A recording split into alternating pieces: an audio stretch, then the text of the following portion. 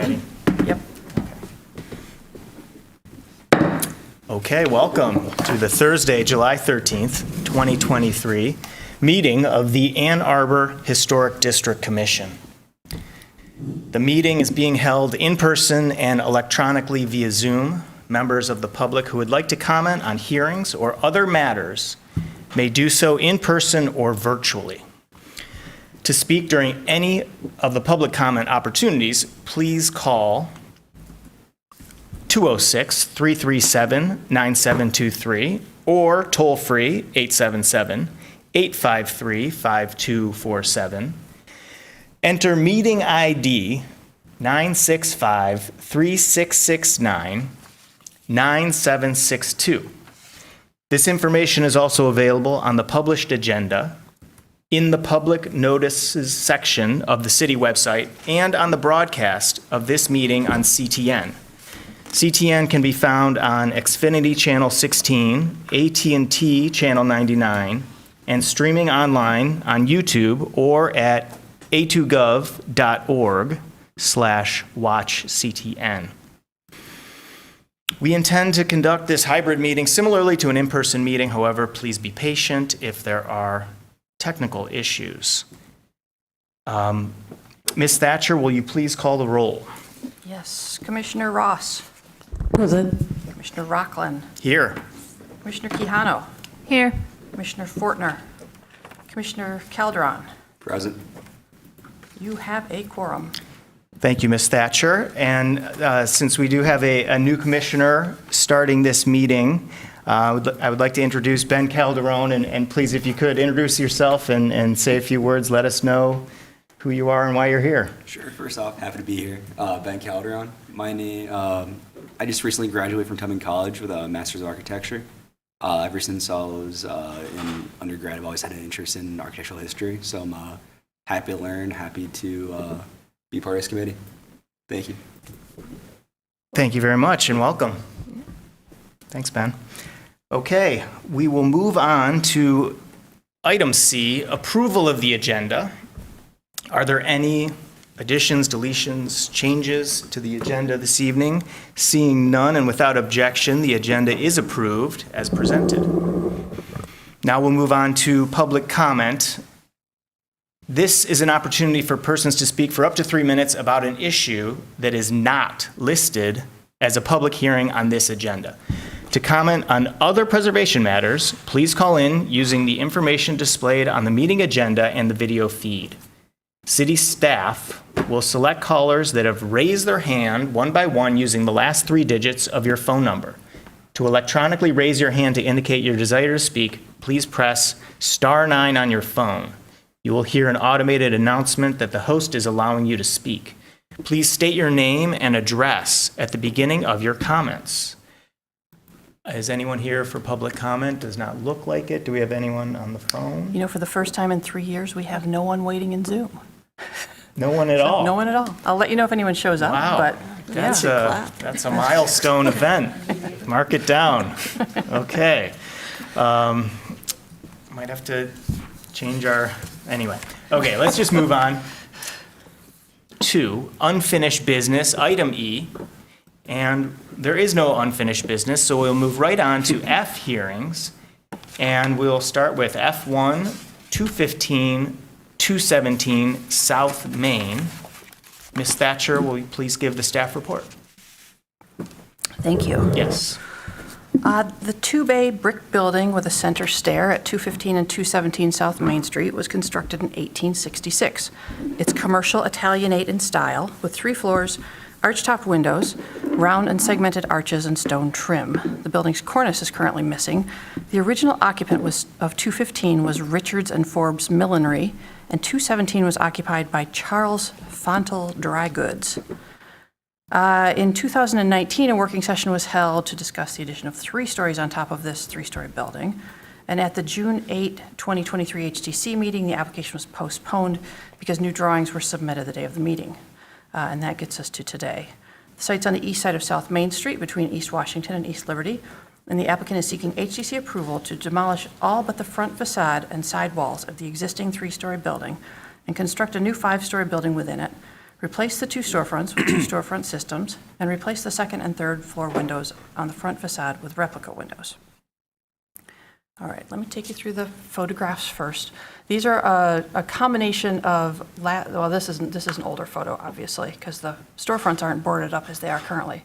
But these are a combination of photos from the review committee last month, and this month we swung by too, so that more commissioners could get a look. This is looking upstairs at 217. You can see that there are nice arched windows. They still have the sashes for the third floor windows, but they were heavily damaged in a fire. The second floor windows have been modified and replaced with windows of different proportions. This is looking north toward the First National Building, the tall building on the corner. Here we're looking south toward Liberty Street. The rear of the building, this is the 215 side in both of these photos. You can see it has a number of original openings. Some of them have been blocked in, some of them have been converted to doors. Not sure what's going on behind the plywood here. And 217 has a 1-story addition behind it. Looks like 2 stories here, but here's a better shot standing a little farther back, showing you the whole building. I threw the Sanborns in here because there were questions from commissioners about whether the 1-story wing was from the period of significance. And you can see on the 1925 Sanborn map on the bottom right that this is the building, and it's just a 3-story building. That's what this 3 means. And it had a little 1-story enclosed entryway in the back. And then by 1931, this 1-story wing off the back had been constructed. And the little room enclosure had been slid a little bit to the north to only serve 215. So what you see there today matches the footprint of what was there in 1931. 1947, by 1947, this little enclosed room in the back was gone, but that was the only change.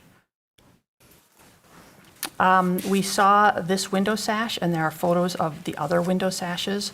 As I mentioned, they were burned in a fire, damaged in a fire. You can see that they had a little center mutton going across the middle here. This must have been a second floor window, since the ones up top were arch-topped.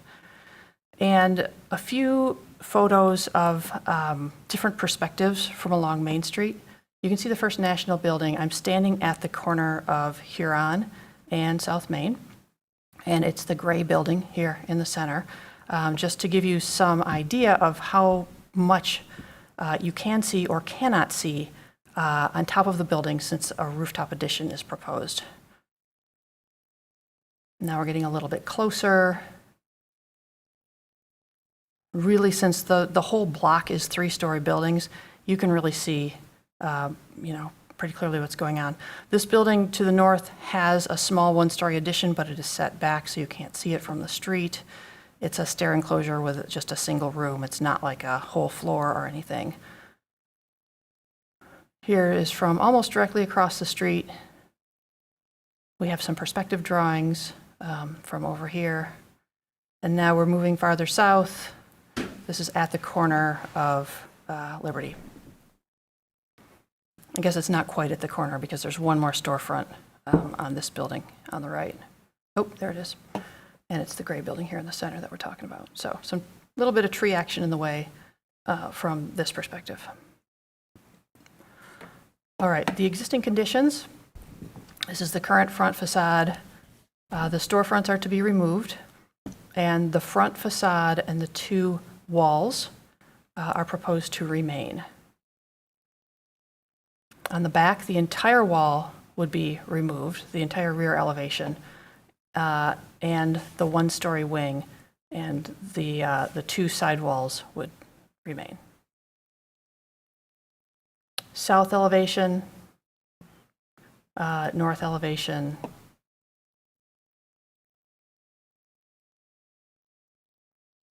first floor drawings, the floor and walls are to be removed, but the masonry walls remain on these 3 sides. And second floor is in here too. I'm not sure that it's showing it much that's different. The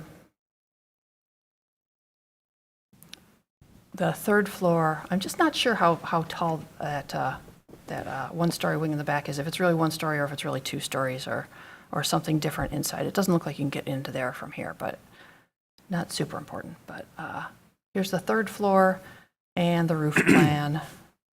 The roof would be removed and those 3 walls again would remain.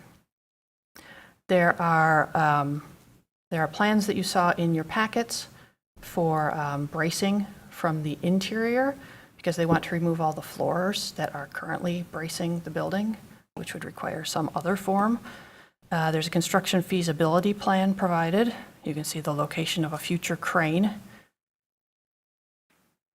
And more construction feasibility and an illustration of moving a steel beam over the top of the building from the back alley and what that radius would look like. There were some photos provided of the fire damage. These 2 are of the 3rd floor roof, and this is the east wall. I believe that there's a letter from a structural engineer about this fissure or problem in the wall that you can look up. You can see a lot of charring from that fire that was on the 3rd floor quite a number of years ago. Here are the shoring sketches. Conceptual images. This would be the front facade kept in place with 2 new storefronts and the new 4th and 5th floors. There's a 4th floor under here with windows, but from this perspective you don't see it. The windows behind the parapet. Here's another angle from Main Street. The alley perspective.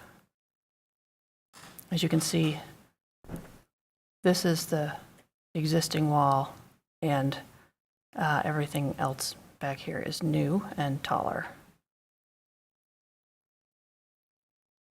Okay, the proposed first floor plan, this one calls out well the insets for the new storefronts. And there's a center door here.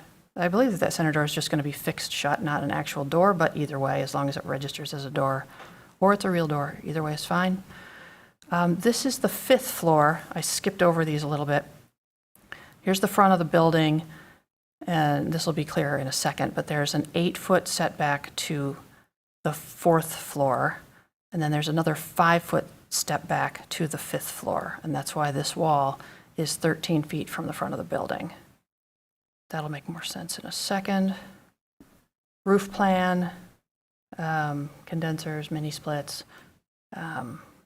pretty straightforward. Here's the parapet screen that's sloped to try to reduce the height of the building, the appearance of the height, which you'll see better in a second. There is a wall offset detail that the current wall is slightly over the property line, and it will stay there, the brick wall, but the new work can't be over the property line, so there will be a little jog. The architects among us can probably talk more intelligently about that, but that's something that came up that we wanted to be sure you were aware of. So here is the proposed front elevation.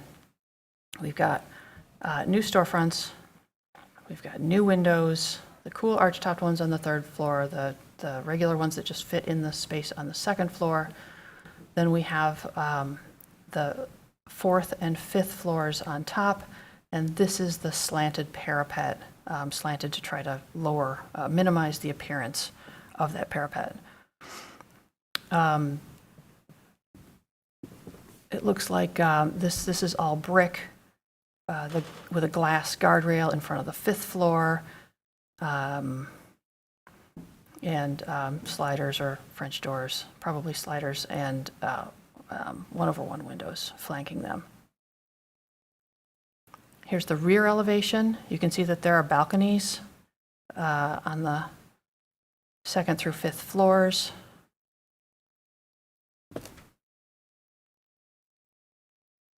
There's the north elevation. You can see the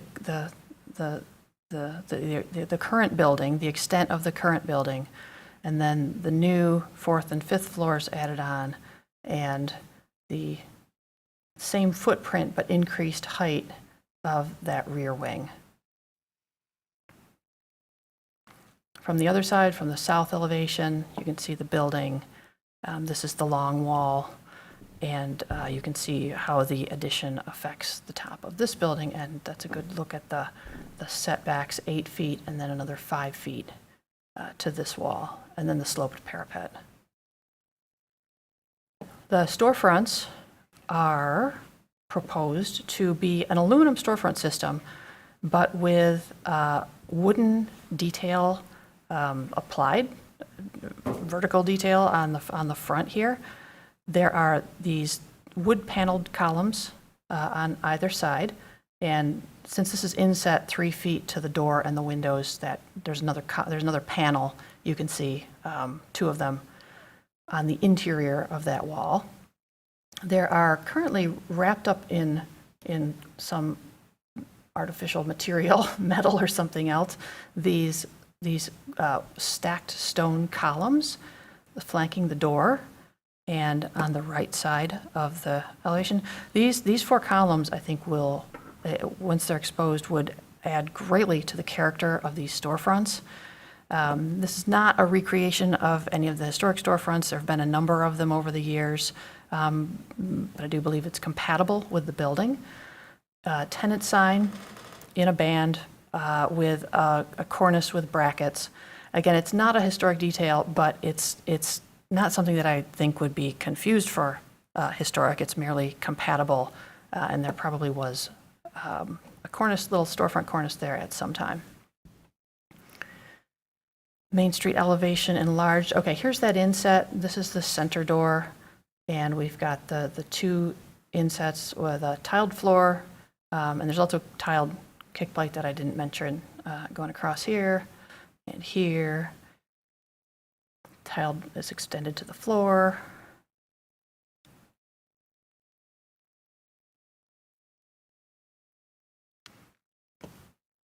Here's an illustration of the storefronts, which I think is very helpful. You can see those wood paneled columns flanking, and there's another wood panel in here, it looks like. It's an interesting idea to run a vertical wood strip just to sort of soften the view of the aluminum, which is a very modern looking material, obviously. So it's a sort of a crossover between a modern and a traditional storefront. All right, here is the sight lines, the visibility from the street. If you were standing on the same east side of Main Street, you could not, you couldn't see probably any of this without stepping a couple of feet backwards into the street. So that guy's in the clear. You go across the street, and pretty much anywhere on the sidewalk, you're going to be able to see the addition. And that's the reason that I included those other photographs, because there are many other places besides just across the street where the addition's going to be visible because of the distance that it's set back. Here's a section of the storefront, and you can see the 8-foot inset from the existing historic parapet, and then another 5-foot back to the 5th floor. There are balcony details and storefront system details provided in the packet. All right. Let me go through the standards and guidelines. I'm going to read them all to you. Number 1 says that, and these are not all the standards and guidelines, there are 10 of them, but these are the ones that best apply to this project. Number 1 says a property will be used as it was historically or be given a new use that requires minimal change to its distinctive materials, features, spaces, and spatial relationships. Number 2 says the historic character of a property will be retained and preserved. The removal of distinctive materials or alteration of features, spaces, and spatial relationships that characterize a property will be avoided. Number 5 says distinctive materials, features, finishes, and construction techniques, or examples of craftsmanship that characterize a property, will be preserved. Number 6 says deteriorated historic features will be repaired rather than replaced. Where the severity of deterioration requires replacement of a distinctive feature, the new feature will match the old in design, color, texture, and where possible, materials. Replacement of missing features will be substantiated by documentary and physical evidence. Number 9 says new additions, exterior alterations, or related new construction shall not destroy historic materials that characterize the property. The new work shall be differentiated from the old and shall be compatible with the massing, size, scale, and architectural features to protect the historic integrity of the property and its environment. Number 10 says new additions and adjacent or related new construction will be undertaken in such a manner that if removed in the future, the essential form and integrity of the historic property will be unimpaired. From the Secretary of the Interior's guidelines for alterations or additions for the new use, it's recommended to design additions to roofs such as residential office or storage spaces, elevator housings, decks and terraces, or dormers or skylights when required by the new use so that they are inconspicuous from the public right-of-way and do not damage or obscure character-defining features. For additions, they recommend considering the attached exterior addition, both in terms of the new use and the appearance of other buildings in the historic district or neighborhood. Design for the new work may be contemporary or may reference design motifs from the historic building. In either case, it should always be clearly differentiated from the historic building and be compatible in terms of mass, materials, relationship of solids to voids, and color. Also from the Secretary of Interior's guidelines for additions, it's recommended to design additional stories when required for the new use that are set back from the wall plane and are as inconspicuous as possible when viewed from the street. It's not recommended to design a new addition so that its size and scale in relation to the historic building are out of proportion, thus diminishing the historic character. For district or neighborhood setting, it's recommended to design and construct new additions to historic buildings when required by the new use. New work shall be compatible with the historic character of the setting in terms of size, scale, design, material, color, and texture. Not recommended is introducing new construction into historic districts that is visually incompatible or that destroys historic relationships within the setting. From the guidelines for storefronts, it's recommended to design and construct a new storefront when the historic storefront is completely missing. It may be an accurate restoration using historical, pictorial, and physical documentation, or maybe a new design that is compatible with the size, scale, and material of the historic building. New design should be flush with the facade and be kept as simple as possible.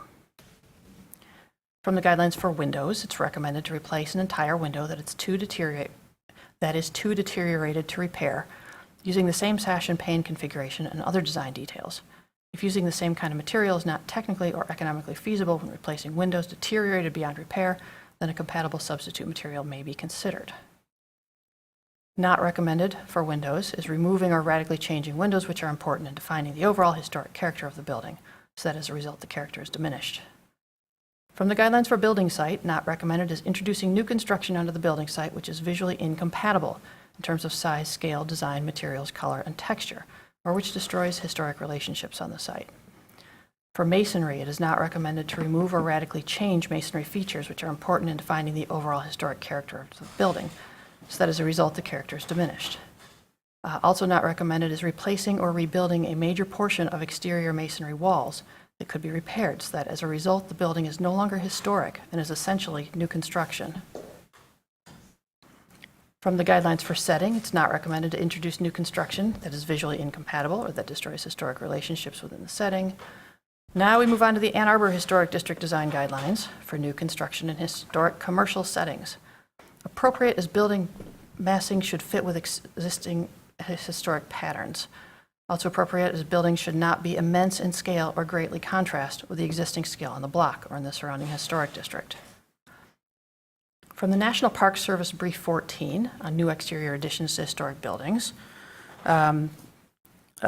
they say that a new addition should preserve significant historic materials, features, and form, be compatible, and be differentiated from the historic building. So I'm going to launch into some of my staff notes now.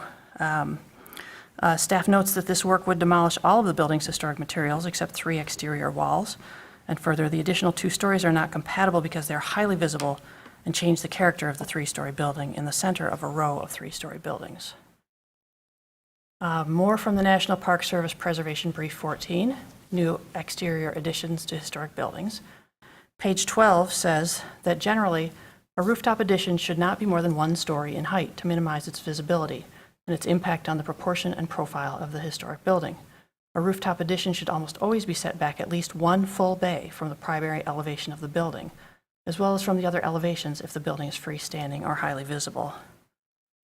It goes on to say on page 12 that constructing another floor on top of a small 1, 2, or 3-story building is seldom appropriate for buildings of this size, as it would measurably alter the building's proportions and profile and negatively impact its historic character.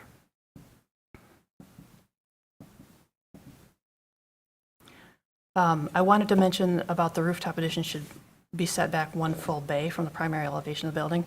On this building, each of the bays is 19 feet wide, plus I took out 6 feet for the center. That leaves 19 on either side.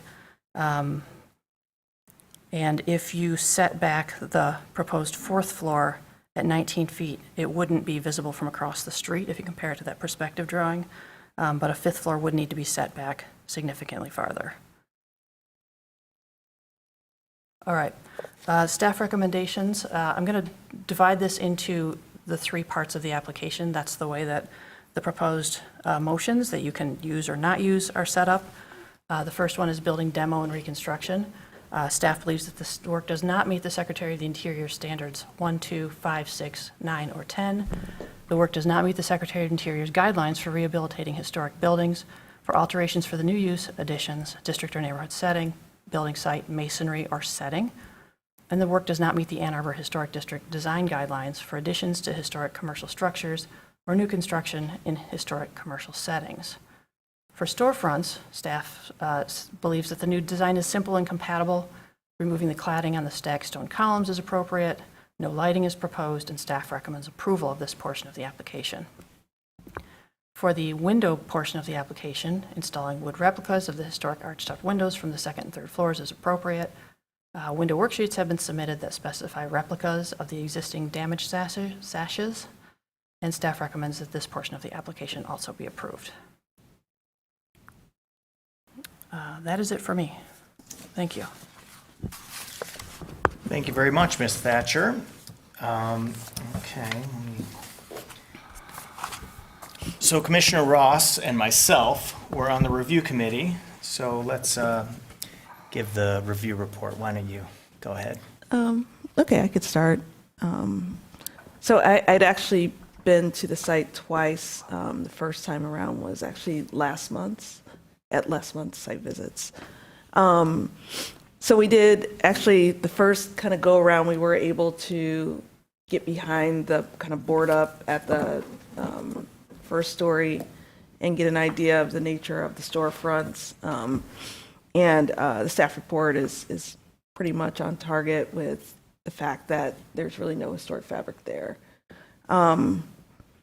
And then, of course, we did get a chance also to see in person one of the charred out windows from the 3rd story, the original windows, and they did look to be in like really bad condition. So we did get to see that.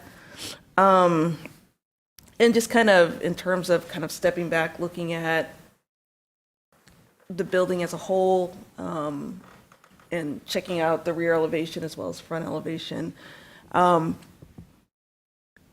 The building is it's a beautiful building. It appears highly intact. When you look at the building within the context of its surrounds, you do get a sense of just a nice row of 3-story brick, historic age buildings.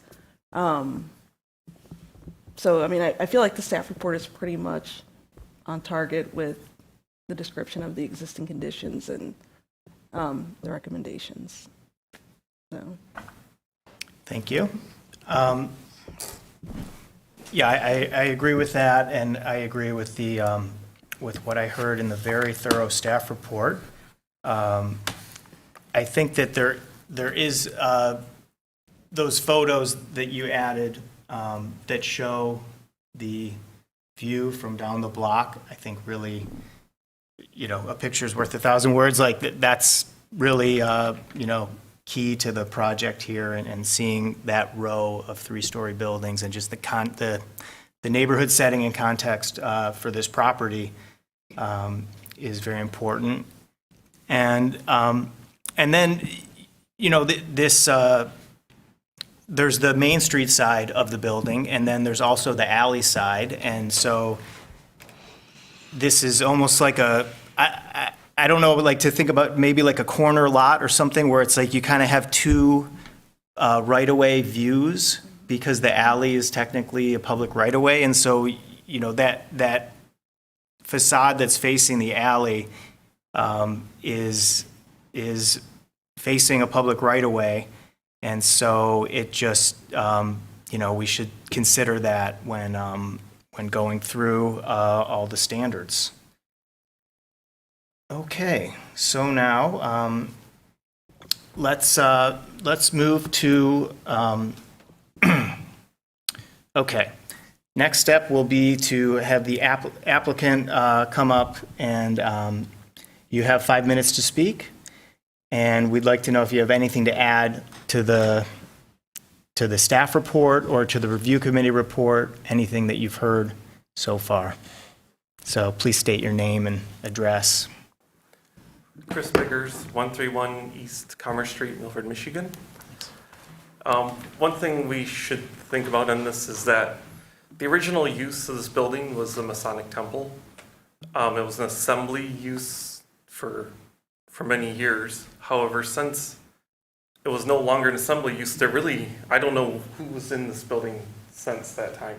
I mean, the interior, the second and third floors have never been leased out after a long time period that we can see of. There's lots of, it just hasn't been occupied in a very long time. So marketing an assembly use such as like, I don't know, a theater or something is not very marketable right now. Office space is definitely not in the market.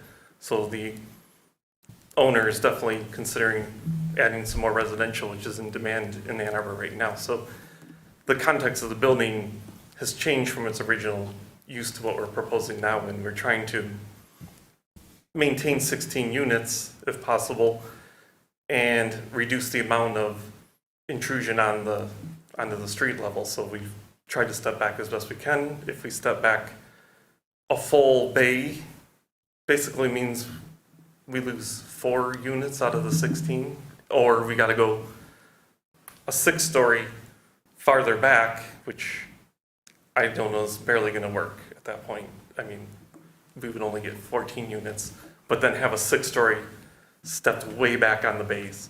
So it's something to think about, is that going 2020, those are 4 units right there. We could put a 6-story or even a 7-story way back, but we're just adding to the height of the building, and it's not the desire of the owner. Okay, thank you. I'm Sam Kafai from Yeah. KBG Construction. Third floor currently is completely burned. It's not usable.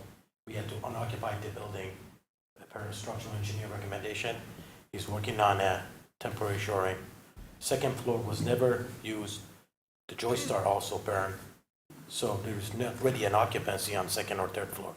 The only way it can be occupied is to redo all the structure. And Chris mentioned some of the setback. As we get more setback, it's going to require to do more height, go to 6th, 7th floor, and we're trying to keep it down as best we can for visibility. We know from a street you cannot see 4th floor, no matter which side you stay. We did a test. I did a test of exact height. If you stand across the street, your back is against the storefront, you cannot see the 4th floor. You can see the 5th floor, very minimal, and that's one of the reasoning that the architect sloped the roof, is to minimize the visibility of the 5th floor. And any more setback requires additional height. It's a very challenging project, expensive. So only way to make this work is to get a certain amount of, units.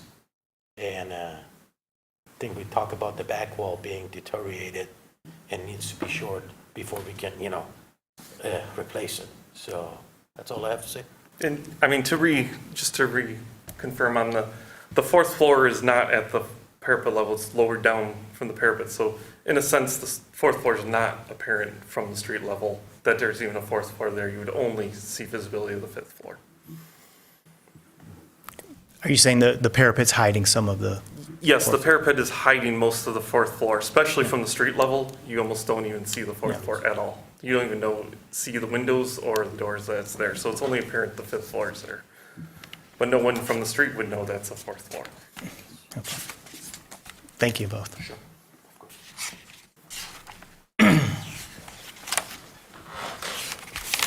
Okay, I'd now like to open the public hearing for this item. This is, oh wait, did commissioners have any questions? Sorry, I skipped ahead, but I assumed someone would have chimed in, but do you have questions for the applicant? Okay.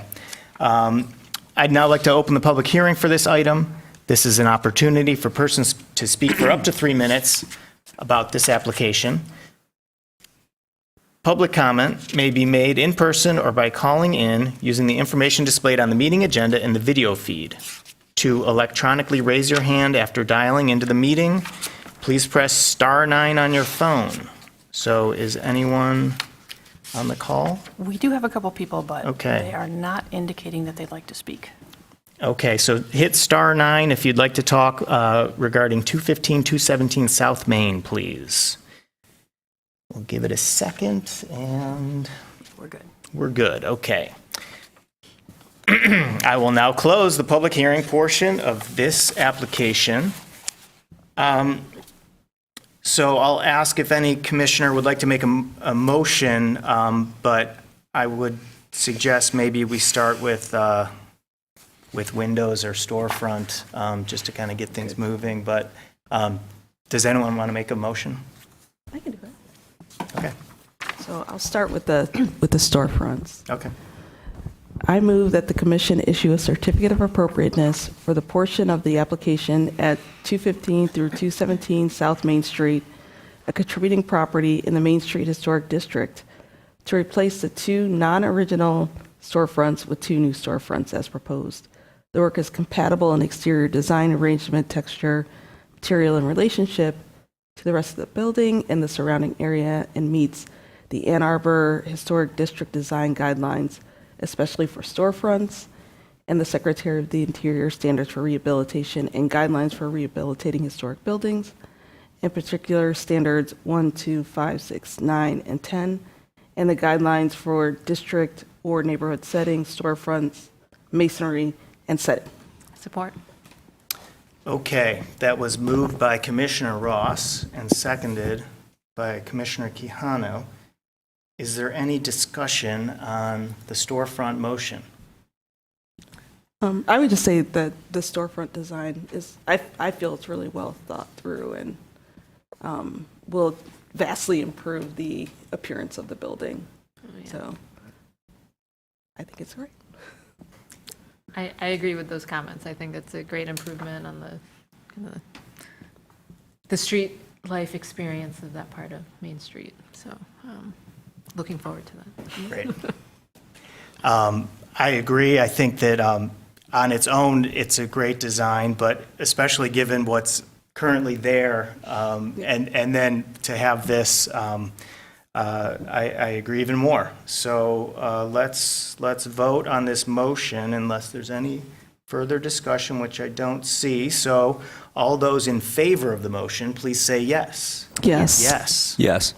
All those opposed, please say no. Okay, so that motion carries. And now, shall we go to the windows motion? Is someone willing to make a motion on the windows? Go for it. Okay. I move that the commission issue a certificate of appropriateness for the portion of the application at 215 and 217 South Main Street, a contributing property in the Main Street Historic District, to replace the 2 non-original storefronts. Oh, no, the language of this is not. Sorry. I botched it.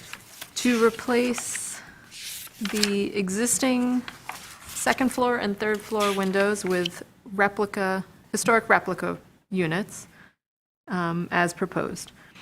The work is compatible in exterior design, arrangement, texture, material, and relationship to the rest of the building and the surrounding area, and meets the Ann Arbor Historic District design guidelines, especially for windows, and the Secretary of the Interior standards for rehabilitation and the guidelines for rehabilitating historic buildings, in particular standards 1, 2, 5, and 6, and the guidelines for windows.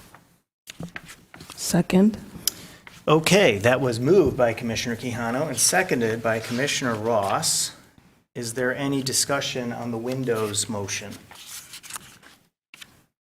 I would just say once again, I appreciate the applicant's attention to detail and doing a really good job of replicating those awesome third-story windows, and obviously doing a good job to replace those non-historic windows at the second story. So, once again, appreciate this aspect of the application. Okay, I just had a question about the windows. Are they, I saw the spec, but it did not say the material, interior and exterior. Is it a full wood window? Okay. Aluminum. Sorry, we can't record you if you don't stand up there. I say it again. The historic pillar windows will be matching the existing damaged windows. Yeah. Pillar's got a position of one of the window, and they took it for a inspection. And they are doing a full wood on the inside, aluminum on the outside, black. And it is insulated glass. The mullions, the architectural look of the windows is exact the same, thickness are the same. And what else I can tell you about the windows? Are they full divided light or are they simulated divided light? No, full divided. Full divided light, Because okay. the original windows were full divided. light. Sure. Yep. Okay. And then obviously the second floor windows are similar. I don't think you noticed one thing on the arch. The arch front of the second floor windows, those were infill after some time. Those are not original. So our goal is to take those infill out and insert the arch window that used to be before. I don't remember the age, but I know it was before 1980. Yep, so the goal is to match the same arch window that used to be there originally. Right, So- we saw them in the packet, right? Yeah, I just want to make note that nowhere in the application did I find that these were aluminum-clad windows. I'm not surprised by that, but I was under the impression that they were wood replica windows. Wood- okay, So let's they're make not a really note of it. replicas Sure. if they're clad. It can just- be either or, I was told. Yeah, well, yeah, you guys know. Sure. You guys know about windows. Thank you for No the problem. clarification. Absolutely. That's why, Thank you. okay. Thank you very much. Okay, so, yeah, I was wondering, I thought they'd be clad, but they're clad windows. They're on, I feel like since they're on the second and third floor, Right, it's they're not, gonna be- you're not right there. The clad aluminum can be tricky to match the historic details. Profile. Yeah, so I Yeah, might want to just take a look at the windows real quick. I'm just going to look at the historic. sorry, Sam, question again for you. So I know there's language on some page in your material that you submitted about, that Pella is going to match Yes. the profiles. You have the historic ones as examples to reference, but are they actually doing a custom profile? Actually, Pella, this is a new thing. Pella came up with a full historic division. They used to be partial, now they're full. This happened this year. So it's a full historic, So they absolutely. can Fully match custom. it? 42 weeks from start to finish. Yes, Okay. very long lead time, and it hasn't been started. And with the cladding too? Just to clarify, they're taking the window we got, they're gonna laser the profile and Exactly. match the profile Match with the the profile. aluminum clad. Absolutely. Wood window. Wood window. Well, If not, it would be wood totally, but they Yes, can exactly. match it. They can with the match it, profile. exactly. okay. And I'm just going, I'm assuming, I'm going to assume, by going from the window worksheets and the notes that, it's literally saying, okay, this is going to be an exact match. Yeah. It- It's presented. Right. Yeah, and it's an exact match based on a charred remains of an existing window and historic photos, I would imagine, so. Yeah. It's hard to really know exactly what the profiles are, I would say, right? Is it an angle? Is it an OG? You know, like, you might not be able to know exactly what that is. To me, just looking at these charred windows, they look like kind of flat profiles with kind of bevels, as opposed to like curvy kind of returns, which would be very difficult to do in A little aluminum. simpler to work with Yeah, here. so just, if I saw something really curvy on the photos, I would really want to know a lot more about Pella's new aluminum historic window line, but I feel like just what I'm seeing there, it's easy to match Yeah, those doable. bevels, yeah. One of the window that was last fire, the one that I gave to Pella, it's very noticeable. It's the mullion in the center, it's a full height, that's all is square. It's a square It's a profile. square. Okay. The color was not noticeable because it was painted over the years many times. I saw blue color and I saw gray in all the window. And obviously some of them were severely burned. It wasn't noticeable. Yeah. But I seen some blue, some gray on the outside. Inside, same thing. They're both painted the same color on the inside and outside. But Okay. definitely the centerpiece, I noticed was a square. The outer piece was really hard because most of them were really, really severely burned. Yeah. Yeah. Yeah. Okay. Any comments on the windows before we head to a vote here? No, okay. All right, so we're voting on the window motion. And so all those in favor, please say yes. Yes. All those opposed, please say no. That motion carries. And so now we can move on to the third motion. Thank you, Ms. Thatcher, for providing these motions for us. They've been very helpful thus far, so let's continue.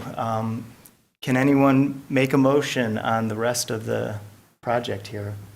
You want to? Sure. Okay, thank you, Ben. I'm actually not sure where the motion is. Yeah, I think that Thank you. it's fine. It's always like buried somewhere in the packet, you know. From where? Yeah, that's fine. Sure. I move the commission issue a certificate of appropriateness for the portion of the application at 217 South Main Street, contributing property in the Main Street Historic District, to demolish all but the front facade and side walls of the existing building and construct a 5-story building within those 3 walls as proposed.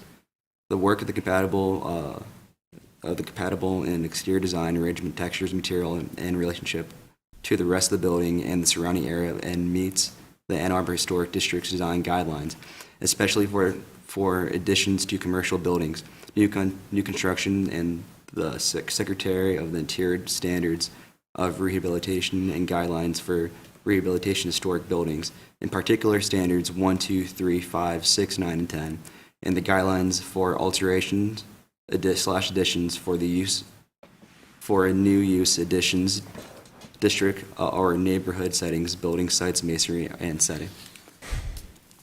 Thank you. Support. Okay, that was moved by Commissioner Calderon and seconded by Commissioner Ross.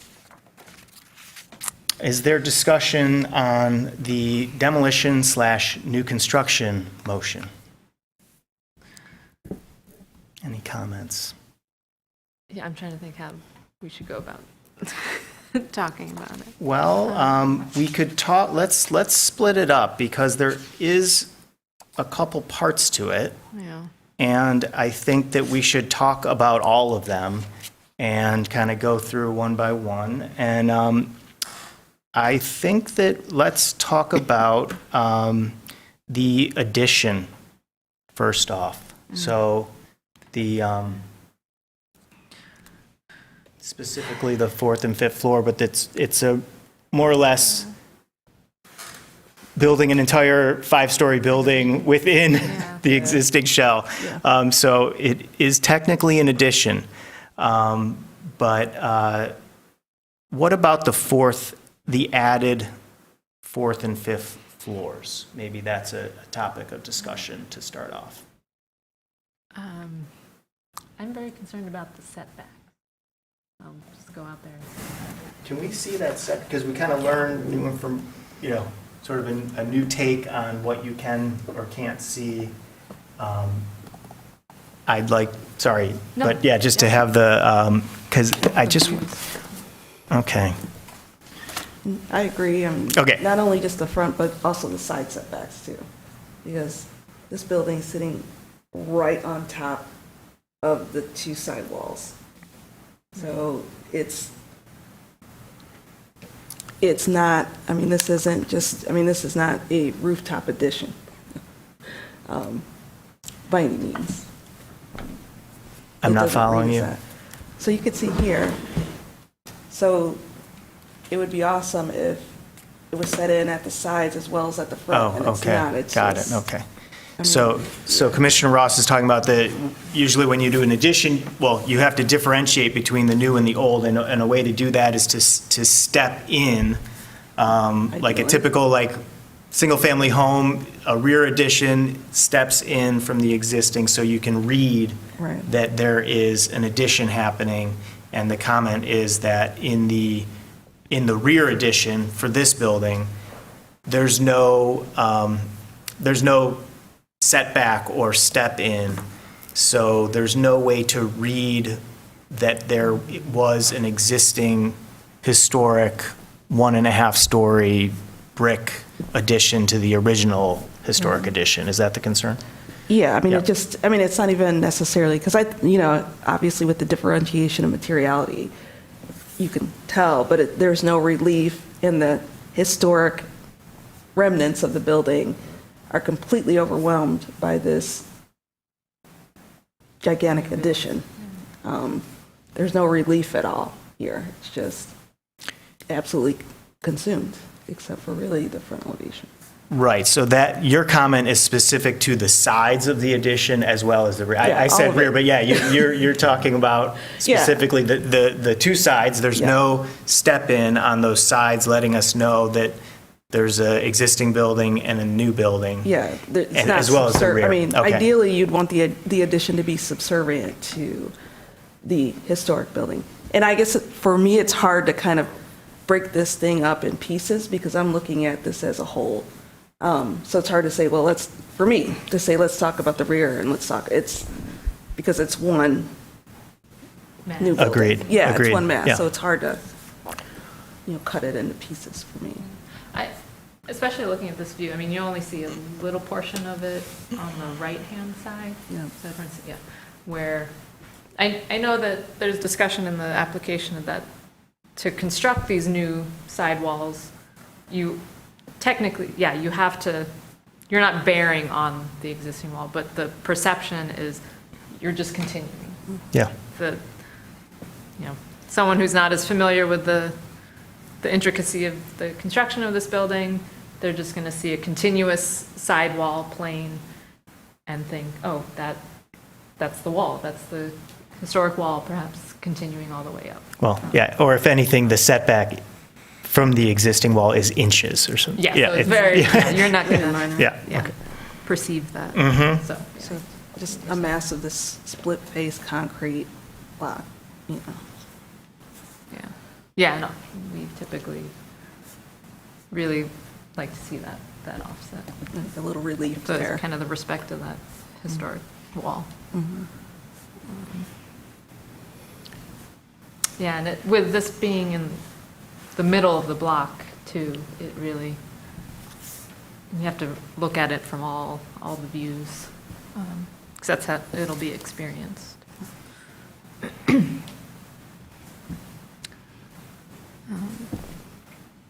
Just as staff was reading the staff report and going through the various kind of standards and recommendations and the Arbor guidelines, and it was just boom, boom, not meeting, not meeting, not meeting. It was just real hard. Yeah, the particular standard 9, is new additions shall not destroy historic materials. The new work shall be differentiated from the old. So particularly, that's where we expect to see some sort of, you don't take the historic structure and either like extrude it straight up or straight back, or just take the footprint and go straight up from that, because that standard says the new work shall be differentiated from the old, and so that is the way of one way of differentiating the new addition from the historic. So that standard is clearly not being met in this case. I mean, not by materiality or a setback. And the rest of that sentence in Yeah. standard 9 Right. also Also applies, right? correct. Yeah, and it does not, what we're seeing as proposed, in my mind, does not meet that. It states shall be compatible with the massing, size, scale, and architectural features to protect the historic integrity of the property and environment, excuse me. Right, so the massing, just having that visible massing above that historic 3-story is not compatible with the environment. I mean, it's not compatible with the property, and it's also not compatible with its environment, where you just have all those 3-story historic structures together. I think if there was more of a setback, and without studying what that distance would be, I can't give a number, but I think that would need to be done to study how far back would it need to be to then be compatible with its massing and size and scale. Right, from the Main Street side, if it was invisible, it would be compatible because it would be invisible. You wouldn't be able to see it. But I think also you have to consider from the alley side. That right away. What is going on there. Or as you're walking down, I guess, I don't know if you did this as part of the committee review, when you're walking down, would that be Liberty? Because you can kind of see down the alley. I don't know, depending We on should have, yeah, we should have. pretty 5-story building, probably could see some of it. Yeah, you could, yeah. I mean, essentially, I feel like at the end of the day, when we're talking about the context and we're talking about the specific building, you're taking a 3-story brick building, and it's going to be with a flat roof, and it's going to be a 5-story brick and split-face concrete block building with this kind of slopey roof. And that's what you're going to see. And to me, it's changing the character of the building. Yeah. And even getting into standard number 10, when you're talking about new additions and if removed in the future, the essential form and integrity of the historic building will be unimpaired. Well, that's not met here at all. Although I was going back and forth on that one because, if you're gutting the building basically, except for the 3 walls, you can't go back. But not knowing the condition of the floor and ceiling structure, and for anyone to provide a new use in this building, what would it take to, can they sister a bunch of joists, or is it completely unsalvageable? And how is it meeting the side brick walls? What would need to be done to make it occupiable? Right. I think that's a good point. We talked about, so when you're talking about standard number 6, and you're talking about deteriorated historic features, So when we were in the field, actually, I feel like both times, there was a question around like, well, is there like a report from a structural engineer actually speaking to that? Not just saying, hey, this is what we're going to do, but actually Right. doing a condition assessment, yeah, and talking about, like, look, this fire has done this. This is, in order to make this building occupiable, this is what we need to do. At an objective, from an objective, like, preservation standpoint versus, hey, like, this is a structural report around the current program. It would have been great to have something like that to understand, okay, like, look, this is really what we're dealing with in the limits of this building. And Yeah. we don't really have that either. I agree. And I would even say for something this extreme where it's like a full gutting of the building and then a claim that the historic alley facade needs to be entirely removed because of the structural intervention. I would say yes, a structural engineer, but also I would really appreciate like a historic preservation architect as well to weigh in on, to be on this Yeah. project. I mean, it's so extreme. It would really be nice to have that point of view from the applicant. It's not required, obviously, but just it would give us more information Yeah, there are other on this ways just to sort of go about it. extreme case Right, here. it's like actually literally going through standard number 6, like, let's look at it, can we preserve this? Yeah. Is it possible? Maybe it isn't, Right. but. Yeah, without that information, it's based on assumptions. Right. Can we make some comments? One moment, yeah. Okay, and then.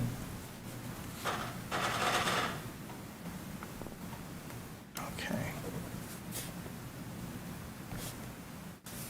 Okay, and there is, standard number 1, a property will be used as it was historically or be given a new use that requires minimal change. I mean, that's an interesting standard in this case. That comes up against reality where it's like, well, the owner wants to do this thing, but it's just, it really talks to like the concept, of a project, not to like more like individual interventions that the applicant is wanting to do, but it's, I think saying that like, it's the building, the historic building is set for a certain use. And if you want to change that use, what you should do is give a new use that requires minimal change.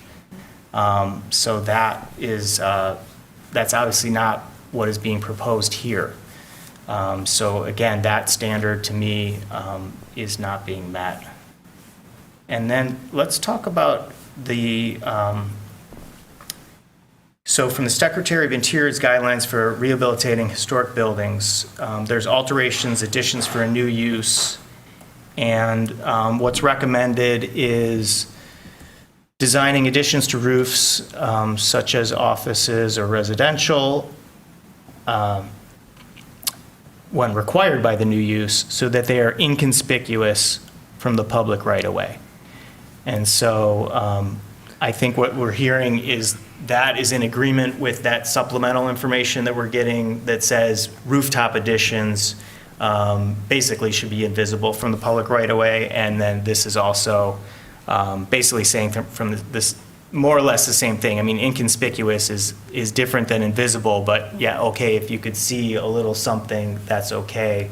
But Not anything more than that is going to destroy the historic character. And that just says from the public right-of-way. So to me, that is Main Street, and that is, that's Liberty.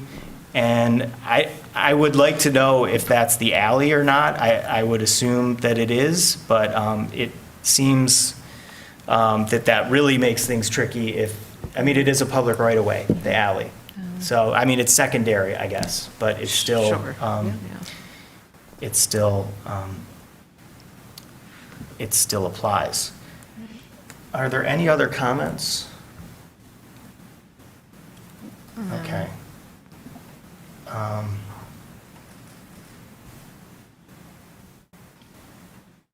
Okay. Just maybe, just to reiterate some of these not recommended items from the guidelines, from the Secretary of the Interior guidelines. So for additions, not recommended, designing a new addition so that its size and scale in relation to the historic building are out of proportion, thus diminishing the historic character. I think we talked quite a bit about that. And then also under district or neighborhood setting, not recommended, introducing new construction into historic districts that is visually incompatible or that destroys historic relationships within the setting. So again, talking about, this being a mid-block building amongst all other three-story buildings, highly visible, that's the setting. So, yeah, kind of going down the list. Yeah. It's a lot of those. Yeah, yes, agreed.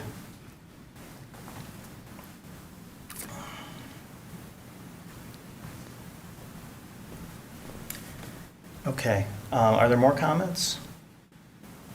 Okay, so the owner wants to make or the applicant wants to make a comment, do I? You can Yeah. you can let them. Okay, yeah, so let's hear, I mean, you had your chance, but now we've been talking a lot, maybe there's more to discuss, but just don't repeat yourself, please, just tell us new information from what you've heard. And Sure. yeah. One of the standards says if the structure cannot be preserved, it needs to be removed. And it's actually written on the historic website. And originally, the intention was to keep the wall. Structurally, it's not possible. And our structural engineer inspected the whole building, and it's not possible to save that back wall. So it's very straightforward. It's written. It has happened in Ann Arbor in many, many locations, and I have seen it myself. So I'm not sure what the problem is with removing a structure that can be saved. And you saw the deterioration on the wall, and it can be saved. And it's stated on a historic standard that a structure that cannot be saved, it can be removed. That's all. Go ahead, Chris. Good evening. My name is Stepan Trendov, 3120 Whitmore Lake Road, Ann Arbor. There is a new vitality in rooftop living. It brings the vitality of Europe back to the city. It is a new trend. It's explored. I've been involved 50 years throughout the country, waterfronts, downtowns. It brings the vitality back. It's the energy of Europe that's coming to town. The additional two-story is the people that are going to enhance and are able to interact with the downtown will be moving into those areas. I realize it's an historical element. We are trying to get all of the artifacts back into the upstairs. It's somewhat difficult because the building has been restored 3 times already. So the history of the building has sort of been washed away.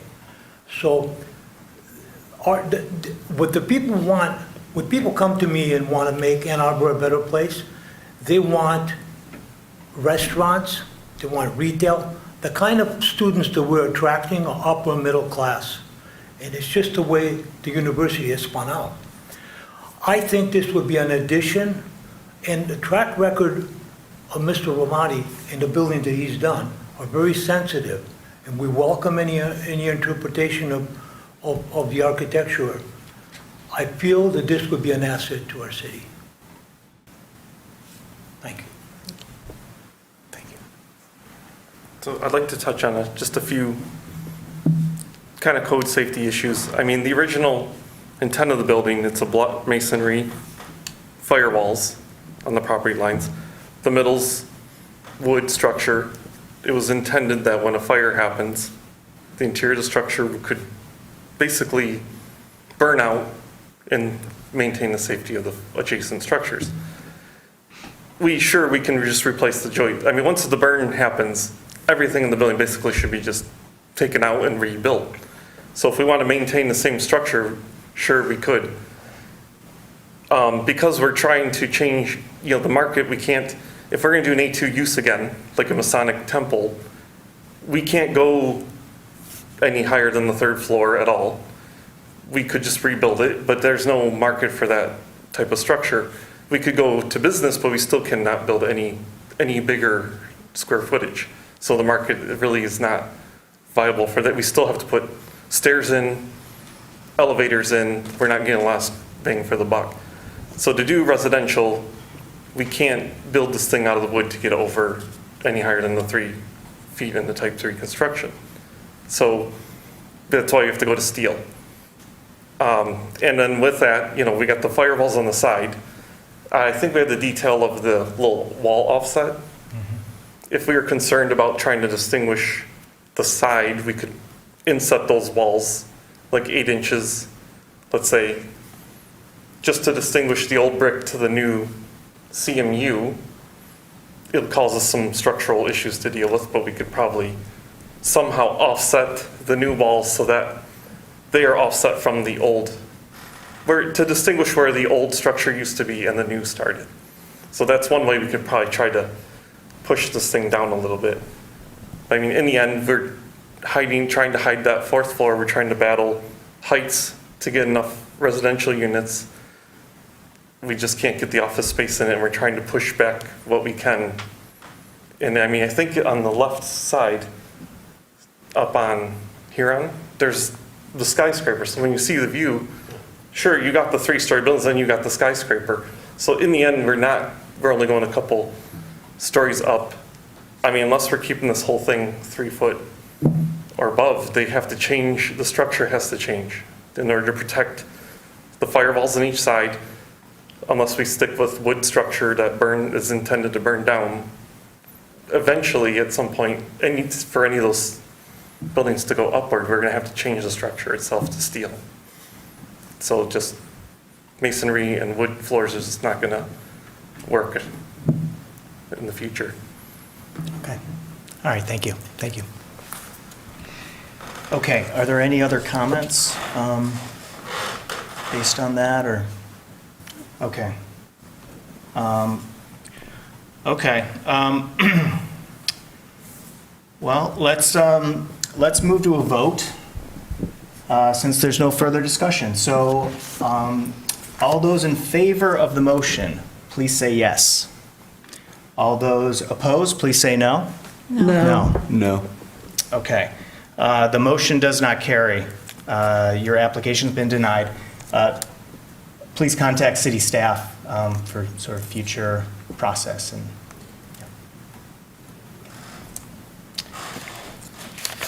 okay. We will move on now. It's going to be F2. And it's 721 East Huron. Ms. Thatcher, please give the staff report. Okay. I'll be right with you, sorry. Take your time. There we go. All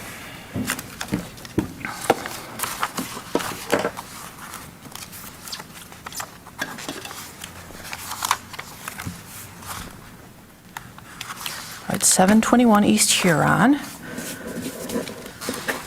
is a 2-story structure that was rehabilitated by Hobbs and Black in the 1980s as part of a larger PUD made up of several buildings around this corner, actually all the way to State Street. Prior to that, the structure was a simple 2-story vernacular Queen Anne home with a 3/4 length front porch and multi-paned upper sash windows. First appears in the 1902 city directory as the home of William F. Wanzek and Mary Woodberty. By 1915, the building was home to Mackenzie Cash Grocery. Other grocers occupied the building through the years, and a 1975 survey photo shows 721 East Huron as the corner cupboard.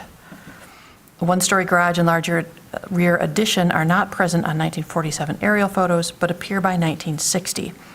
A second floor appears to have been added to these 2 additions and extended forward in the 1980s.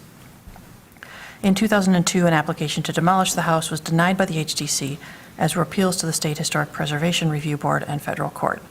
And the site is located at the northwest corner of East Huron and North Thayer Streets. The building is the home of Canterbury House, and it has been for quite a long time, which is a campus ministry. They do extremely awesome musical productions there, shows. And there's a lot of history on them. If you ever want to do a Google search, and you will learn fascinating things about Canterbury House, its different locations, the different things it's done. It's a very cool organization. Running through the photos, these are from the review committee. Houses at the corner of East Huron and North Thayer. There's a parking lot next door. It is unique that it's part of a planned unit development of several buildings, including the church that Hobbs and Black still occupies. You can see that there's a low picket fence around the front, lots of ivy and hedges in front of the windows, and a couple of small ornamental trees in the front yard. There's also a deck that's an entry. There's an entry door right here. That's the main entry. I think you can also get in this one. There are stairs going up to the deck on the side. The deck's in poor condition, and I have already signed off on a staff approval to replace it with a smaller entry landing without a guardrail. That'll make it look a lot more low-key. So the proposal here, here's the building next door. This is part of that planned unit development. It's two houses that have been linked together to form one largish office building. Has lawn in the front, It has more of the characteristics of the original historic homes did, though it has similarly large additions on the back and is connected to the house next door. And this is looking the other way across North Thayer, just to give you an idea of the context. That's a student rental. So this is the front of the building. We have this area here. The ground cover would all be removed, and the existing picket fence would be demolished. That picket fence, I'm told, has major repair challenges, and its time has come. The deck and steps would be demolished and replaced with this smaller deck. That's what I've already staff approved.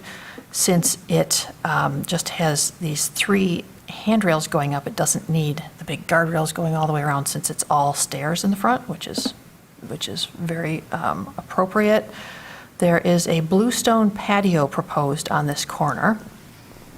It has a little planting bed here to kind of buffer it from just being one long expanse here right up to the city sidewalk.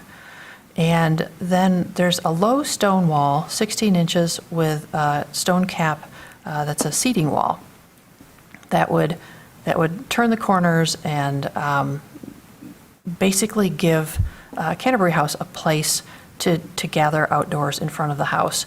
There is no rear yard in this house. It's pretty much built nearly to the back property line.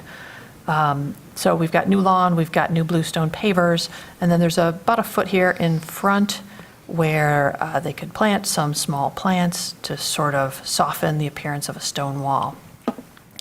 Decking and stairs would be PVC. That's what they are now. The proposed seat wall, you can see, is this stacked stone with a stone cap. Bluestone patio, here's an example. There's a proposed site perspective.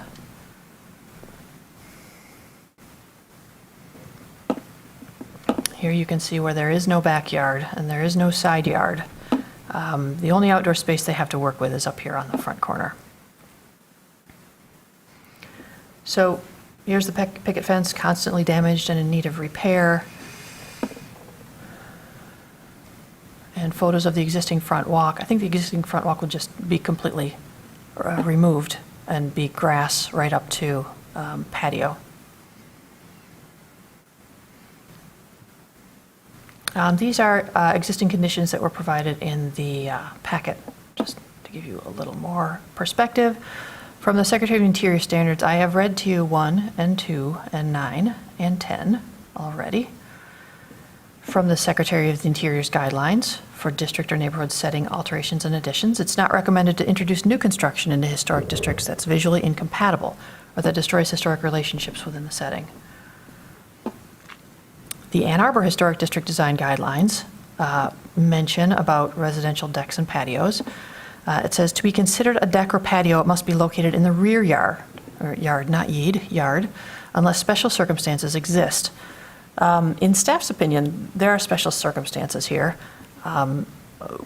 One is that the house is a contributing structure based on its form and mass, but it has had some pretty major alterations to it. And it's served as a different use than a residential home for decades. And if you think about where you see, well, now I'm bleeding into walls, but if you think about where you see walls, stone walls in Ann Arbor, especially in the old Fourth Ward, it's pretty much in front of churches. And while that's not this property's historic use, I think it's worth considering putting a stone wall in for seating for outdoor use as a practical matter, but also because this is a different use. And I think that should be taken into consideration. It's also reversible. It is appropriate to install a patio flush with grade using stone, brick pavers, or concrete. Custom materials will be considered on a case-by-case basis. And it's also appropriate to design new features so they're compatible with the historic character of the site, district, and neighborhood. All right, let me check my comments here.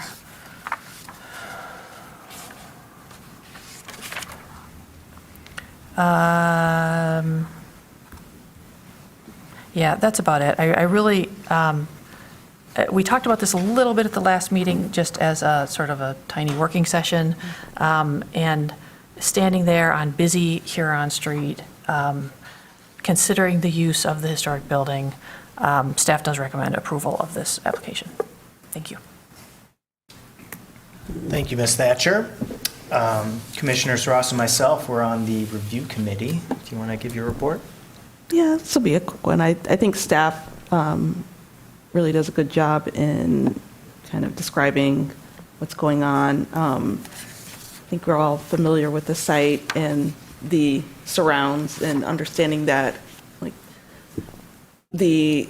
currently the context is not residential. I mean, that whatever originally the character of the neighborhood was is completely gone now.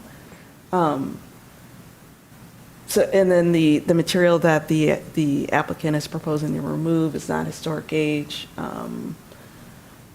And what they're proposing to install, I think, is very restrained, and I think it meets the standards. Thank you. So I agree with what's been said. I just noted that in the staff report, it was originally built as a house and someone lived there, but then merely 13 years later, it had already become a store or whatever it was originally. Yeah, so for, by far the most of this, the existence of this structure, and even within the period of significance, because that was like 1915 or something, this has been non-residential, so that's where these special circumstances, I guess, come in, and it, this does not feel like a residential seating area and patio in the front there, but it seems okay because of these special circumstances. Okay. So, would the applicant come forward and please state your name and address for the record. You have up to 5 minutes, and just if you have anything to add or just any response from the staff report or the review committee report, we'd love to hear it.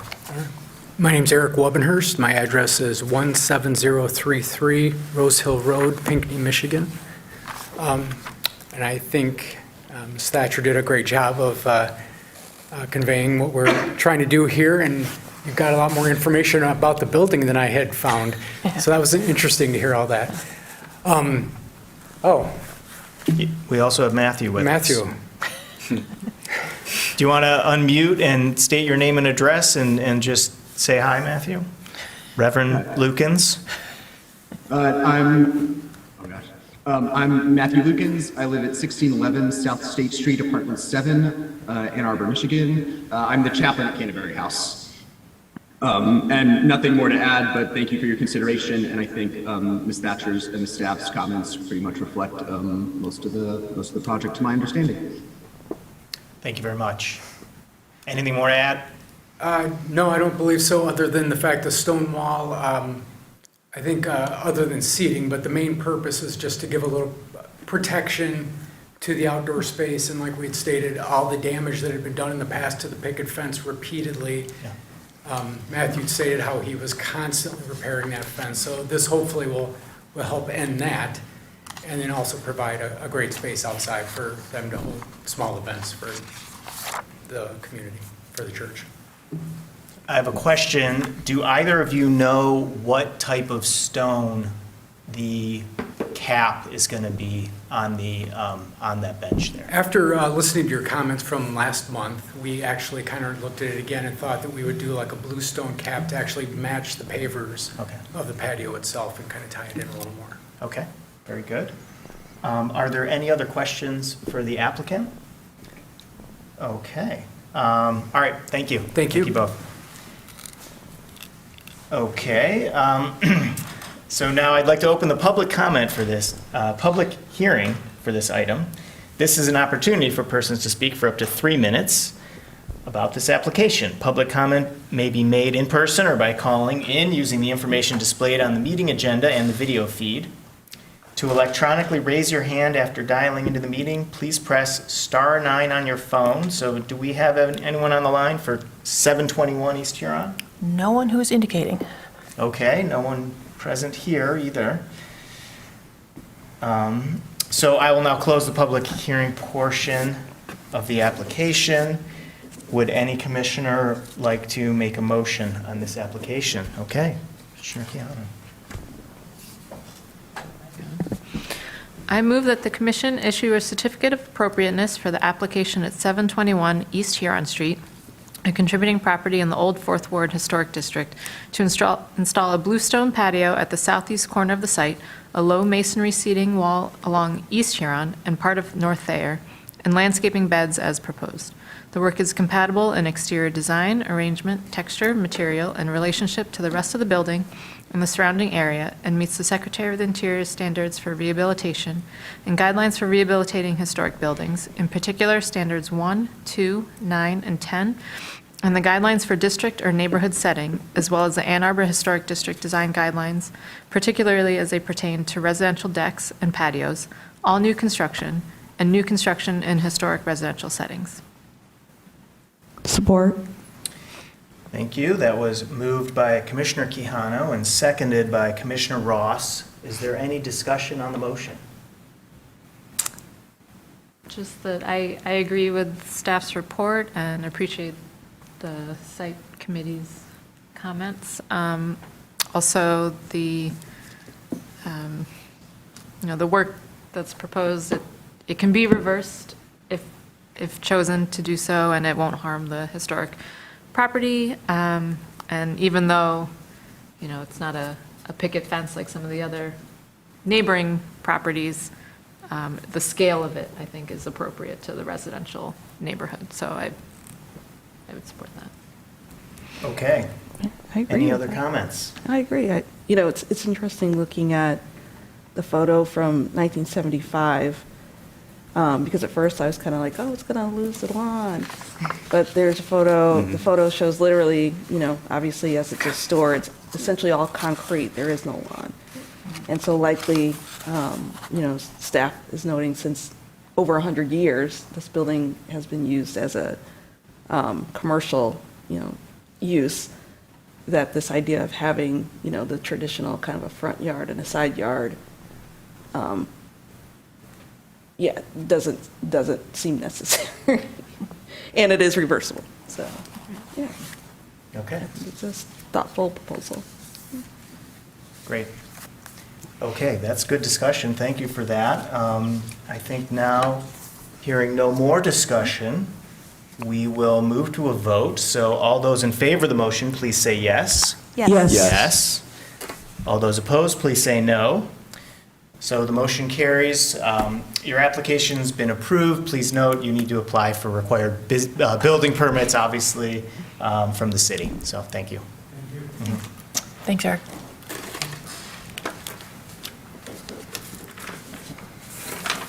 Okay, we've got one more hearing. It's F3, 202 South 7th, but it's been postponed, it says. Is that correct, or? Yes, Okay. that's correct. We're waiting for some new information on that one. So it has been postponed to next month's agenda.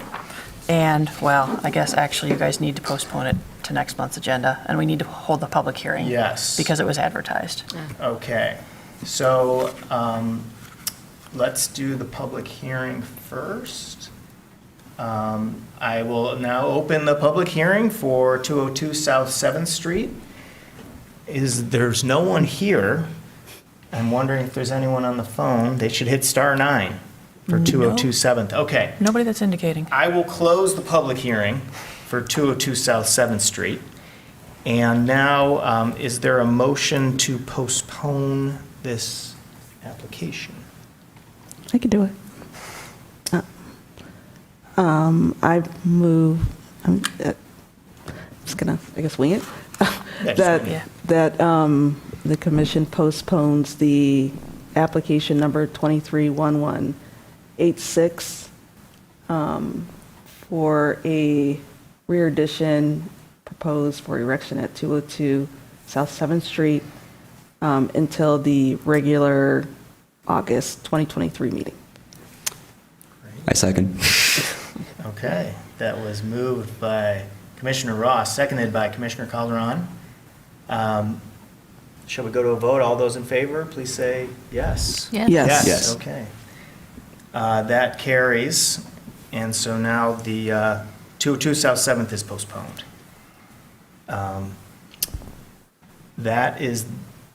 That's it, there's no more hearings. So we're going to move on to new business, and there's no new business. And so then we'll go to the approval of minutes, but I don't think we got minutes I didn't this see month. minutes. Yeah, so didn't see the minutes? June Okay. minutes were not sent out. They must still be in draft form, so we'll get those for next month. Okay. And so the next section is reports from commissioners. Do any commissioners have any reports? Not a formal report. Oh, do you have an informal report, Just Commissioner like a Kano? Just a comment. Okay, I mean, comments Is that more from under concerns? commissioners. or- Let's hear it now. Well, I was recently walking past, I forget the address, but the property on Liberty that wanted to install that large new concrete driveway. And from the right of way, it's fine. It wasn't imposing, so. yeah. Good. And they left the little bit of green space next to the house, You know, just I- like they I said they didn't were even going. look- I I just- noticed, I- I also walked by and I noticed that. Yeah, so good. Okay, We both checked it out. We're watching, okay. Okay, any other reports from commissioners? I also had a comment, and I got an email from the city that there is a board and commission orientation / Oh, reorientation I did see that. video and a PDF that we should all view. Did everyone get it? I didn't get that. I sounds remember amazing, getting the email. Did you watch it? Oh, I did if not, you didn't. no. But do you know who okay. you got it from? I can tell you right now. Yeah, I got it. It was And then I just went sort on of like, vacation, and Yeah, my- if you're on a okay. commission, this is Yeah. what you should know. You know, kind of like, Right. Why don't you forward that to me, and I'll resend it out to the whole commission? it was from Sarah Alanis. Okay, okay, she's the boards and commissions coordinator. Well, there you Okay. go. I will send it to you. Okay, thank you. Yeah. Cool. Okay. That concludes my report. Any other reports? 2 reports this week. Okay. Now we're going to move on to assignments, and I think that it must be a different It date should be here, Rich. that. What should it say? Monday, August? August 14 for the Thursday, August 17 regular meeting. This is the off-cycle meeting for this year, because there's something happening in council chambers and we can't have it for our usual meeting date. It's a later meeting than usual. Yeah, we're a week off. We're on the third Thursday instead of the second. So it's August 14th, is that what you said? That's the review committee, Okay. yep. Yep. I can do it. I'm getting in all my Yeah, get them in for Summer. the 5 PMs. 5 PMs. Yeah, I had a I couldn't remember who it was that, Yeah, that's, yeah. because moving forward, 5 o'clock will be tricky for me. Okay, so you'll do the noons. So I How's think- noon? I think Also the tricky? noons, no, the noons, assuming daycare works. Yeah. Will be Oh, good. Okay, so you're, so, We can Winter so, time. okay, so, tag team. okay, cool. So I shouldn't be like, why is she not? Right. Yeah. Ben, are you interested in being on the review committee next Yeah, I'd love month? to. Can you? Absolutely. Oh, great. You said 5 or noon, what time? It's going to be 5 o'clock on the 14th of August. That's a Okay. Monday. Yes, I can do that. Great. Okay, thank you very much for that. I'll explain to you how that works. Yeah, sounds good. Yeah, I'm just getting, I'm just gonna Okay. get them all. and- Thank you both for volunteering. And now let's move on to reports from staff. I don't know that I have anything new to report. Okay. How have the staff approvals been last month? A lot of air conditioners or something? Heat pumps, solar panels, what's going on these There's days? a little of that, little of this, little of that, all those things. Okay, nothing like, It's- wow, it's- I've gotten so many. Well, it's busy because it's summer, but it's a lot of little stuff. Okay. There's, there are one or two coming in where I've asked them to give me a complete set of plans so that I could share them with the officers and see if I could staff approve them. I do that sometimes when it's things that aren't technically on the staff approval list, but aren't really possibly big enough to warrant, coming to a full meeting. So once in a while, I send those out and see what your opinions are on them. So watch your inbox. Okay. All right. Concerns of commissioners. Okay, hearing none, we'll move on to communications, which we None. don't have any. So I now adjourn the July 13th, 2023 meeting of the Historic District Commission. Thanks, guys.